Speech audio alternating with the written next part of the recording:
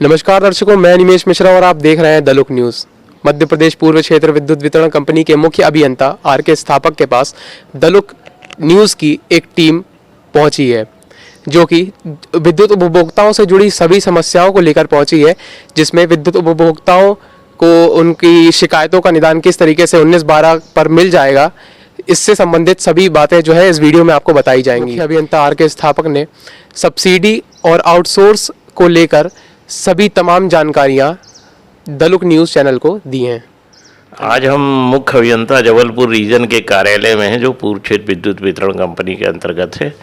हम यहाँ के मुख्य अभियंता श्री आर के स्थापक साहब के साथ में हैं, जो अभी आउटसोर्स को लेकर जो हड़ताल चल रही है उस पर उनका मत जानने आए। सर, ये जो हड़ताल चल रही है उसमें अभी क्या कोई प्रभाव पड़ा है क्या बिजली में? नहीं, देखिए, अभी जो हड़ताल चल रही है बेसिकली ये आउटसोर्स कर्मचारी जो हैं वो हड़ताल कर रहे हैं। जो आउटसोर्स एजेंसी से हमने कर्मचारी लिए थे उन लोग हड़ताल कर रहे हैं। तो जबलपुर वनडम, जबलपुर सिटी सर्कल में तो कर्मचारी नहीं गए हड़ताल पर, नरसिंहपुर में भी नहीं गए। कटनी, सिवनी में लगभग जो है 95-96% गए हैं। छिंदवा, बालाघाट और बाकी मंडला डिंडोरी में भी लगभग 80-85% के आसपास लोग हड़ताल पर गए हैं। तो अभी हमने वैकल्पिक व्यवस्था के रूप में जो अपने रेगुलर एम्प्लॉई हैं, जो हमारे इस्टेब्लिशमेंट वाले हैं, संविदा वाले जो हैं, और जो हमारे जो है अनकम्पानी नियुक्ति वाले जो कर्मचारी हैं, उनसे हम अभी काम करा रहे हैं। और अभी तक ऐसी कोई ऐसी शिकायत नहीं आई कि कहीं बिजली बंद हो गई हो या कहीं जो है कोई बड़ा भारी ब्रेकडाउन हो गया हो। इस प्रकार की अभी कोई शिकायत नहीं आई। मतलब कुल कितने कर्मचारी आउटसोर्स के? लगभग जो है 2800 के आसपास टोटल कर्मचारी हैं हमारे यहाँ, और उसमें से ऑलमोस्ट जो है ओवरऑल देखें तो 80% से ज़्यादा भी हड़ताल पे होंगे। तो मतलब इनकी मुख्य मांगे क्या थी? मांग के बारे में तो यहाँ कोई ज्ञापन उन्होंने दिया नहीं है। उनके शासन लेवल पे ज़रूर उन्होंने कुछ ज्ञापन वगैरह दिए हुए हैं, जो वरिष्ठ लेवल के अधिकारी उस पर विचार कर रहे हैं। बेसिकली जो सुनने में आया है वो मुख्य मांग इनकी है कि इनको रेगुलर करने के संबंध में ये लोग मांग कर रहे हैं। तो मतलब क्या ऐसा संभव है कि, क्योंकि आपके यहाँ सुविधा वाले पहले से, ये तो जो है कहना संभव है असंभव, ये तो शासन स्तर की बात है। शासन जो निर्णय लेगा और जो भी शासन इसमें कार्रवाई करेगा, इस संबंध में इस स्तर पर कोई कहना संभव नहीं है। अच्छा सर, अभी बिजली चोरी को लेकर काफ़ी है ना, प्रमुख सचिव ने भी बोला था, और इसके बाद फिर आपने यहाँ का एक पूर्व संभाग है ई डिवीजन, उसमें आपने खुद एक हफ्ते तक लगातार कार्रवाई करवाई थी, उसके क्या परिणाम हैं? देखिए, यहाँ जो पूर्व संभाग है जिसमें काफ़ी हाई लॉस वाले फीडर हैं, मेनली जो है 8 फीडर जो है चांदनी चौक, पसियाना, बहोराबाग, हनुमान ताल, फूटा ताल, इन फीडों पे जो लाइन लॉस है हमारा जो है वो बेसिकली 50% के आसपास है और 50% से ज़्यादा भी है। तो हमने जो है DTR यहाँ चिन्हित किए थे, डिस्ट्रीब्यूशन ट्रांसफार्मर, जिनमें जो है 50% से ज़्यादा लॉस है। तो ऐसे 19 हमने डिस्ट्रीब्यूशन ट्रांसफार्मर चिन्हित किए थे, और उसमें हर अधिकारी को एक ट्रांसफार्मर जो है जवाबदारी में दिया। उसमें एक ट्रांसफार्मर मैंने भी लिया जिसका 64% लॉस था। अधीक्षक यंत्री को भी दिए हैं, कार्यपालन यंत्री को भी दिए हैं, कनिष्ठ यंत्री, सहायक यंत्री, सबको दिए हैं। उसमें हमने लगातार जो है 10 दिन तक मैं भी गया था, तो अपने वाले DTR पर 10 दिन तक मैंने कार्रवाई की थी। उसके बाद बीच में फिर जाके कार्रवाई की है, तो लगभग हर DTR पे 30-40 जो है चोरी के प्रकरण भी बने हैं। 30-40 जो है हर DTR पे जो है मीटरों के साथ जो छेड़खानी किए थे उनको ट्रेस आउट किया है, वो मीटर भी बदली किए हैं। कई जगह जो है कटिया का उपयोग करते हुए पाया गया था, उन कटियों को अलग करके जो है उनको हिदायत दी गई है कि अगर आप लगाओगे तो आपका जो है विद्युत अधिनियम 2003 के तहत प्रकरण बनाया जाएगा। और इस प्रकार जो हमने जो कार्रवाई की है, तो ऑलमोस्ट हमने जो देखा है जो 65% वाले जो DTR थे जिनका लॉस 65% था, वो अब 45-48 के बीच में आ गए हैं। तो लगभग 18 से 20% जो है पहले महीने में जो लॉस में गिरावट आई है। अब जो हमने मीटर बदले हैं और जो हमने दूसरी कार्रवाइयाँ की हैं, उसके रिफ्लेक्शन इस माह में प्रदर्शित होंगे, क्योंकि अभी जो रीडिंग हुई है वो 15 दिन की हमको काम करने का मौका मिला था। जब उनका पूरे महीने की खपत आएगी तो और हमको इसके परिणाम सार्थक नज़र आएंगे। वो विशेषता हमने ये 8 फीडर पे जो है ये कार्रवाई की है, और आगे भी ये कार्रवाई जारी रहेगी। हफ्ते में लगभग 3 दिन से मिनिमम जो है 3 दिन तो इन फीडों पर लगातार और DTR पर कार्रवाई की जा रही। DTR मतलब? Distribution transformer. देखिए, डिस्ट्रीब्यूशन ट्रांसफार्मर वो होता है जिससे उपभोक्ता जुड़ा होता है। डिस्ट्रीब्यूशन ट्रांसफार्मर से LT लाइन निकलती है जो LT के खम्भों पे जाती है, और खम्भों पे डिस्ट्रीब्यूशन बॉक्स लगे रहते हैं जिससे उपभोक्ता को बिजली प्रदान की जाती है। तो डिस्ट्रीब्यूशन ट्रांसफार्मर हमारा वो यूनिट है जिसमें मीटर लगे हुए हैं, और जिसमें हमको ये पता चलता है कि इस डिस्ट्रीब्यूशन ट्रांसफार्मर को हमने इस महीने कितनी बिजली दी। वो हमारा एक इनपुट हो जाता है, इस डिस्ट्रीब्यूशन ट्रांसफार्मर का वो इनपुट है। अगर हमने मान लीजिए चांदनी चौक का कोई जो है TG 36 है, लोकेशन उसकी TG 36 है, उस डिस्ट्रीब्यूशन ट्रांसफार्मर को अगर हमने 1,25,000 यूनिट बिजली दी है उस महीने, तो अब फिर हम जो उस DTR पर जो उपभोक्ता जोड़े रहते हैं उनको हमने मीटर में क्या खपत आई, जो हम बिल जारी करते हैं उनके यूनिट हम सब जोड़ते हैं, ऑटोमेटिक सिस्टम में जोड़ा जाता है। तो अगर हमने 1,25,000 यूनिट बिजली दी है तो उसके विरुद्ध हमको कितने यूनिट का पैसा आया या कितने यूनिट हमने बिजली बेची। तो मान लीजिए अगर हमने 80,000 उसमें से जो बिजली बेची है तो नेचुरली हमारा 45,000 यूनिट का जो लॉस हुआ, उस लॉस को हम रिकवर करने की कोशिश कर रहे हैं कि लॉस किस उपभोक्ता ने किया, वो है ना, उस उपभोक्ता को पकड़ने की कोशिश कर रहे हैं, और उस उपभोक्ता को पकड़ के उसको जो है बाकायदा मीटर उसका सही लगा के उसके विरुद्ध कार्रवाई करके, और उसको जो है ये हम सलाह भी देते हैं कि वो बिजली चोरी न करे, ईमानदारी से अपना बिजली का उपयोग करें। अभी आपने 2 बार लोक अदालत का आयोजन किया, लोक अदालत में क्या रिस्पॉन्स मिला? लोक अदालत में पुराने जो बिजली चोरी के केस हैं जो पूर्व में बनाए गए थे, तो उसमें जो है जो न्यायालय में दर्ज थे उन पर भी सरकार ने नियमानुसार रिबेट दी थी, और जो न्यायालय में दर्ज नहीं थे, प्री लिटिगेशन के थे, उसमें भी जो है रिबेट दी थी। और पिछले इस जो लास्ट लोक अदालत थी उसमें करीब लगभग 6-6.5 करोड़ के आसपास जो है पूरे रीजन में पैसा आया था। रिस्पांस अच्छा मिला है, जो उपभोक्ताओं ने प्रचार प्रसार के माध्यम से उसका फ़ायदा उठाया था, उससे वो लाभान्वित हुए। मतलब अभी आपने एक विद्युत उपभोक्ताओं को लेकर योजना लॉन्च करी थी, उसमें कुछ मोबाइल वगैरह दिए जा रहे थे, उस पे क्या आपका कहना है? देखिए, एक सेल्फ फोटोमीटर रीडिंग की एक योजना थी जो दो महीने तक हम लोगों ने उस पर काफ़ी परसू किया था। उसमें उपभोक्ता को एक निर्धारित तारीख रहती थी, उस तारीख में अपनी फ़ोटो रीडिंग खींच के, और सिस्टम जो हमारा स्मार्ट बिजली ऐप है उसमें तुरंत जो है डाउनलोड करना रहती थी सेल्फ फोटोमीटर रीडिंग। तो उसके बेस पे हम जो है पूरे महीने में निकालते थे कि कितने किया। यहाँ का फिगर जो है काफ़ी अच्छा हो गया था, 40,000 उपभोक्ता के आसपास जो है सेल्फ फोटोमीटरिंग करने लगे। उसमें से फिर हम एक 3 लकी ड्रा निकालते थे, और उसमें से जो है उसको मोबाइल गिफ्ट में देते थे, जिसका लकी ड्रा निकलता था उसको हम मोबाइल गिफ्ट में देते थे। अभी भी वो योजना चालू है, अभी भी वो निर्धारित तारीख है 25 से 30 के बीच में जो है अब उपभोक्ता अपनी स्वयं जो है वो रीडिंग लेके उसमें अपलोड कर सकता है।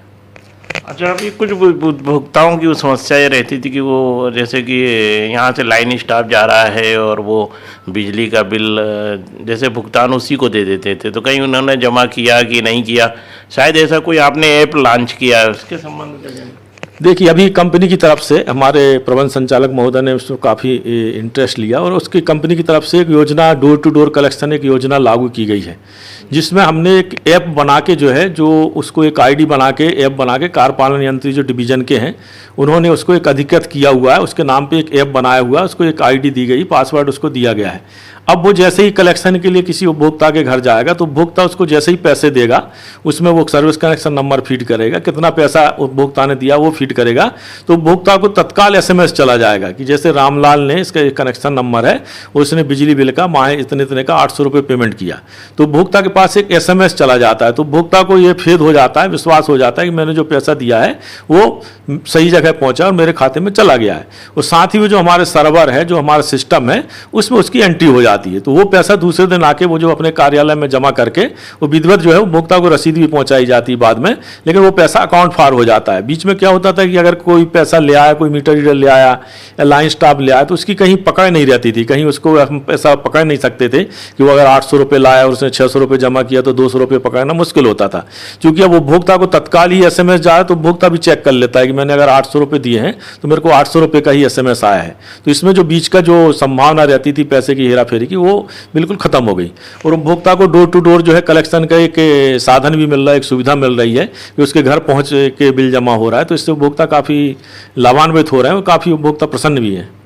तो अभी मतलब विद्युत उपभोक्ता इस बात से निश्चिंत रहेगा कि उसका पैसा ना सीधे मैसेज में आ जाएगा। हाँ, मैसेज में क्या, जैसे ही वो पैसा जमा करेगा, जैसे ही वो फीड करेगा, जैसे हम रेलवे रिजर्वेशन कराते हैं तो जैसे ही हम उसको सबमिट करते हैं तो हमारे पास एक कन्फर्मेशन टिकट आ जाता है कि आपका B कोच में ट्रेन नंबर ये है, B कोच में सीट नंबर ये अलॉट हो गया।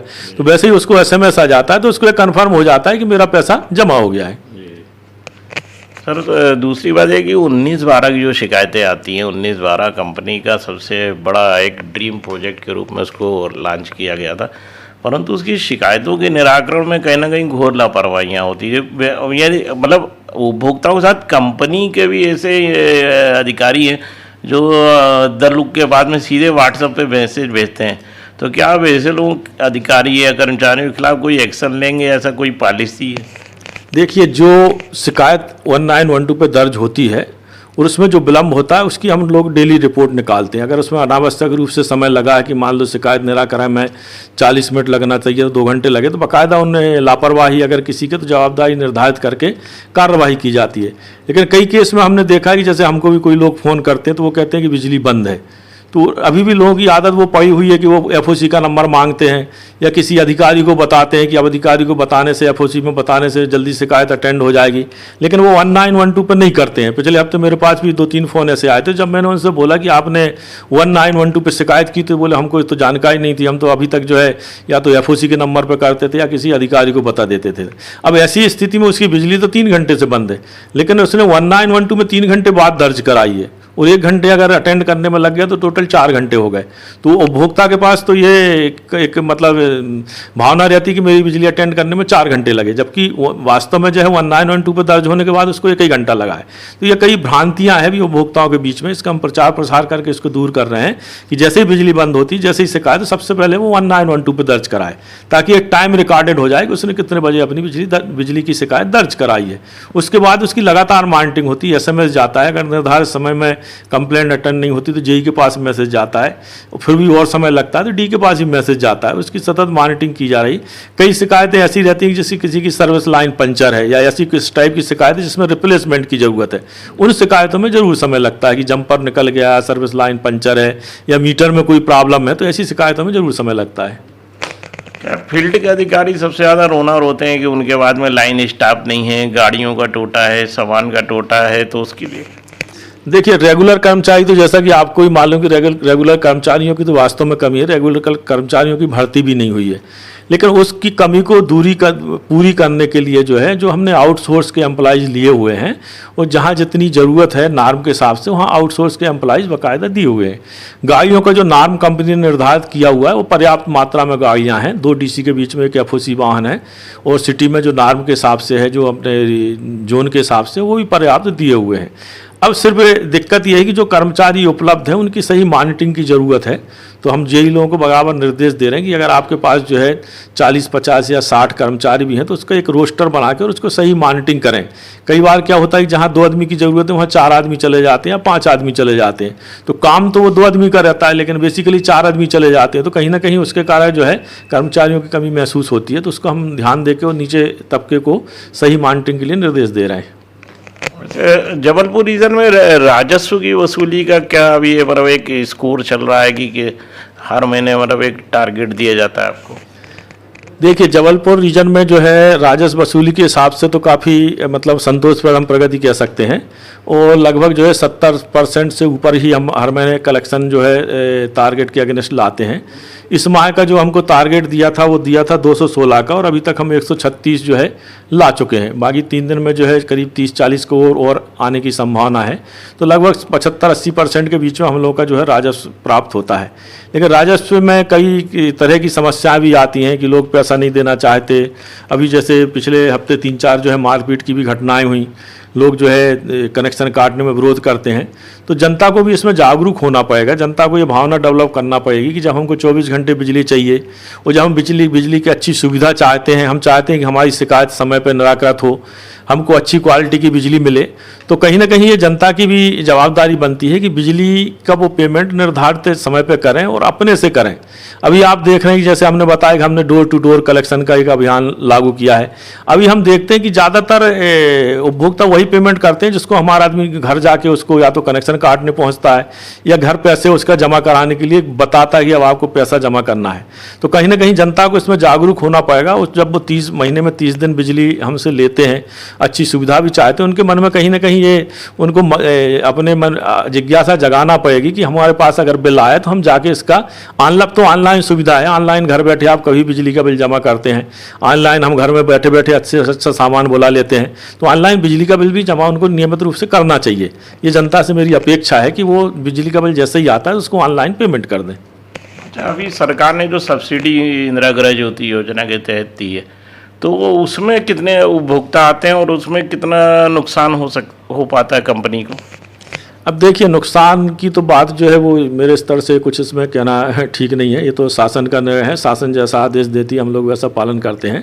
लेकिन ये जरूर है कि इंदिरा गृह ज्योति स्कीम में नीचे तबके के जो लोग हैं उनको काफ़ी फ़ायदा हुआ है। 100 यूनिट तक जो है 100 रुपये का बिल आता है, वो लोग उससे काफ़ी लाभान्वित हुए हैं। इसमें कोई संदेह नहीं है। जैसे सरकार की मंशा थी उसके अनुरूप जो है बाकायदा जो है लोगों ने उसका लाभ उठाया है। और उसमें हमारी कंज्यूमर की जो पेइंग परसेंटेज है वो भी बढ़ा है। जैसे अगर मान लो उदाहरण के लिए मैं बताऊं कि पहले हमारे लोग अगर 40% पेमेंट करते थे तो अब 60-70% पेमेंट करने लगे हैं। तो कहीं ना कहीं सरकार की भी ये मंशा थी कि अगर हम लोगों को सस्ती बिजली देंगे या कम बिजली का बिल देंगे तो उनकी एक इच्छा शक्ति जागृत होगी, बिल पेमेंट करने के लिए उनमें उत्साह बढ़ेगा।